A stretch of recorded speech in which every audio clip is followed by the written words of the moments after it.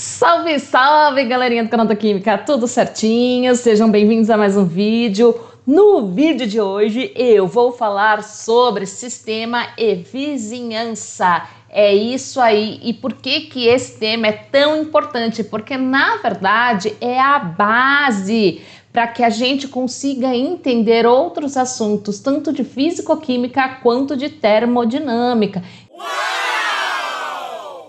Então é bem importante que este conceito de sistema e vizinhança esteja bem enraizado em vocês. Então vamos lá para o vídeo de hoje. Para eu poder começar a falar de sistema e vizinhança, eu coloquei aqui um cubo. Vamos imaginar esse cubo aqui e vamos imaginar que este cubo, apenas o cubo, é o seu ponto de estudo, ou seja, é aquilo que você está interessado. Então, se é isso que você está interessado, significa que este cubo é o seu sistema, enquanto o que está ao redor, seja ar, seja um outro objeto encostado, seja o que for, o que está ao redor deste cubo é o que a gente chama de vizinhança. Então, veja, o sistema é aquilo que é do seu interesse, é aquilo que você está interessado em saber. Por que essas definições são tão importantes? Porque, na verdade, ela especifica qual é a parte do universo que nos interessa.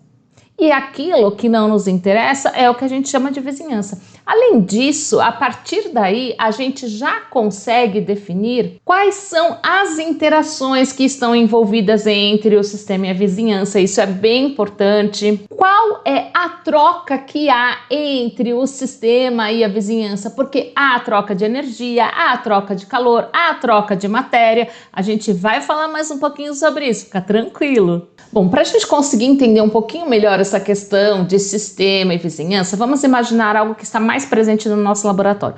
Vamos imaginar um Erlenmeyer que possui ali uma solução, essa solução em vermelho que eu estou mostrando para vocês, e vamos imaginar que o que nos interessa é apenas a solução que está dentro desse Erlenmeyer. A gente já sabe que aquele elemento de interesse é o que a gente chama de sistema. Então, se a solução é o nosso elemento de interesse, isso quer dizer que a solução é o nosso sistema.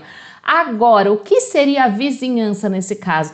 Nesse caso, a vizinhança pode ser o próprio Erlenmeyer, as paredes do Erlenmeyer, pode ser o ar que está presente internamente nesse Erlenmeyer, além da solução, pode ser o ambiente externo. Então, essa delimitação de vizinhança depende muito daquilo que é o nosso objeto de interesse e, por isso, nem sempre é fácil de ser determinada. Mas calma, a gente ainda vai ver bastante coisa aqui. Agora, além da questão de sistema e vizinhança, o que é interessante que a gente entenda? O que é o estado do sistema? Bom, para que a gente consiga entender um pouquinho melhor isso, vamos imaginar um gás puro, ou seja, o gás oxigênio, O2. Puro, a gente tem um monte de molécula desse gás. Como que é possível descrever esse sistema? Bom, esse gás, ele ocupa um determinado volume, ele possui uma certa pressão,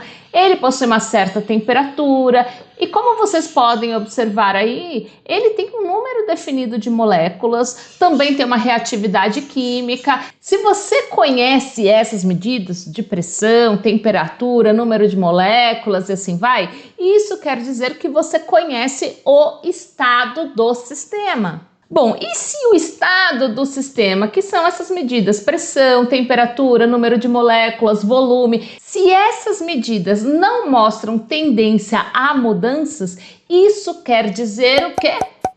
Quer dizer que o sistema está em equilíbrio com a vizinhança. Então vamos imaginar que vocês tenham, por exemplo, o Erlenmeyer com uma solução.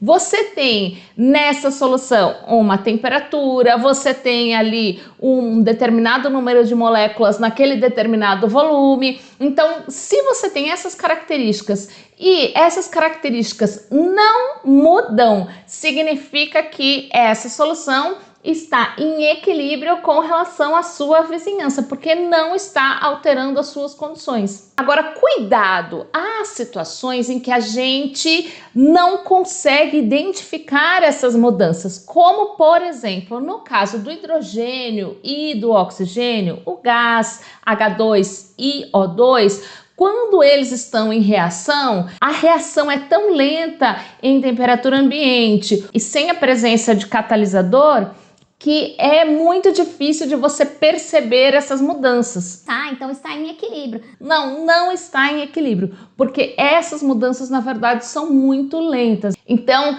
tem que se tomar um certo cuidado em situações como esta. Bom, a condição de equilíbrio é uma consideração fundamental para a termodinâmica. Embora nem todos os sistemas estejam em equilíbrio, quase sempre a gente utiliza o estado de equilíbrio como ponto de referência para a gente entender a termodinâmica de um sistema.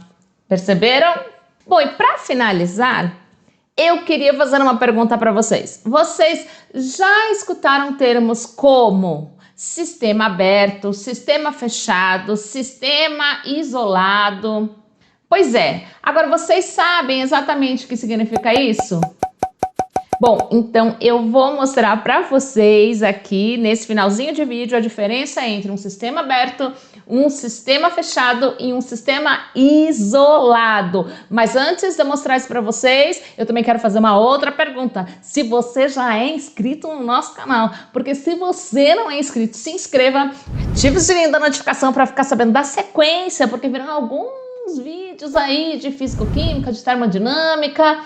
Então, se você não é inscrito, se inscreva, ative o sininho da notificação, dê o seu like e compartilha o vídeo com um amigo que talvez também precise de uma ajudinha aí nesse tema. Combinadinho?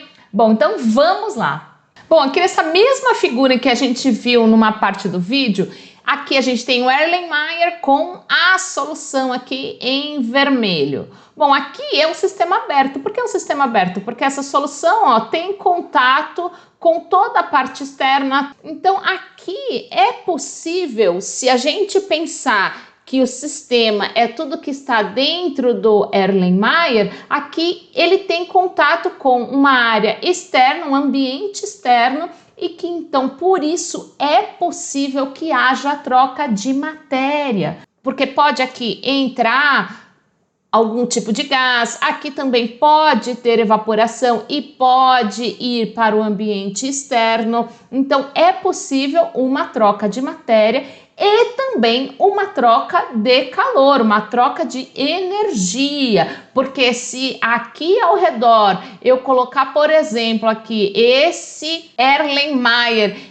em um recipiente com água, por exemplo, e essa água estiver muito aquecida, há uma transferência de calor entre essa vizinhança e esse Erlenmeyer. Então, num sistema aberto, eu considero que há uma troca de matéria e uma troca de energia. Agora, vamos imaginar que você pegue esse Erlenmeyer e você tampe esse Erlenmeyer. Se você tampar esse Erlenmeyer, significa que agora você tem um sistema fechado. E qual é a diferença? Se ele está tampado, gente, não é possível fazer uma troca de matéria entre o que está aqui dentro do Erlenmeyer e o ambiente externo. Então eu estou considerando que tudo que está dentro do Erlenmeyer é o meu sistema. Então não tem como você fazer uma troca de matéria com o ambiente externo. Porém, é possível sim haver troca de energia. Então, num ambiente fechado,